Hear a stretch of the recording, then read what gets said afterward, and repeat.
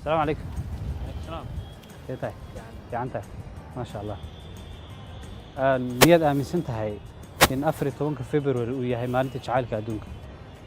haddii aad aaminsan tahay ma og tahay maalintaas meesha ay ka timi iyo waqtiga meesha laga soo maanguuriyay? maalintaas waxaa loogu magac daray oo loogu magacaabaa Valentine Day. haddaba waa kuma Valentine? Valentine wuxuu ahaa wadaad Kristan ah oo diinta iyo wacyiga faafin jiray qarnigii 19aad. waqtigaa uu diinta faafin jiray dadka Kristanka waxaa xukumi jiray boqor la oran jiray Claudius. boqorkaasi wuxuu go'aan soo saaray ah in dadka aan guursan dhammaantood lagu daro ciidanka si uu ugu ilaashado awoodiisa. waqtigaas Valentine Day wuxuu u arkayay cadaalad darro inay ahayd dadka aan guursan in ciidanka lagu daro. sidaa daraaddeed wuxuu sameeyey inuu si hoose u guursado gabdhaha yaryar ee quruxda badan leh.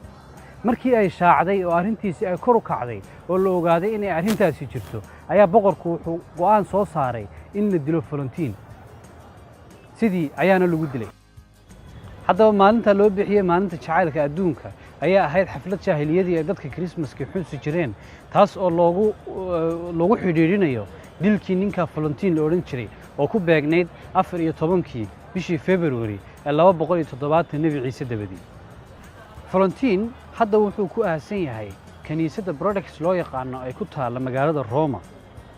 laakiin waxaa la sheegaa habeenkii la dilayay oo ku beegnayd 14 February inuu u qoray warqad gabadh uu waxbari jiray oo la odhan jiray Julio waxay bilowday markii uu dhintay kadib inay xabaashiisa ku aasto ubax cas ay ku beerto oo hadda ah calaamadda loo adeegsado saaxiibtinimada iyo jacaylka ee 14 February la siiyo. maalinta February 14 February ee loogu magac daray Valentine Day halkaas ayay ka timi markeedii hore. haddaba diintu maxay ka qabtaa maalinta noocan ah?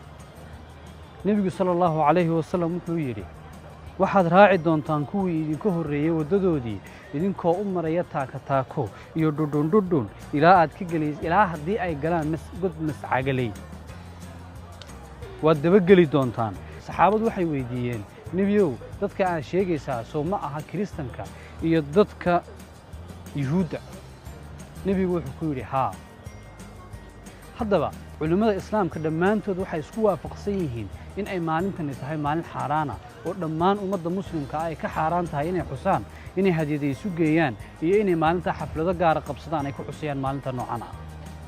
haddaba walaalkayga muslimka ah ee daawanaya gaar ahaan ummadda Soomaaliyeed waxaan leeyahay qof kasta laba kasta oo lamaane ah waxa maalinta jacaylka adduunka u ah maalintii ay iyagu isbarteen oo xiriirkooda iyo jacaylkooda uu bilaabmay.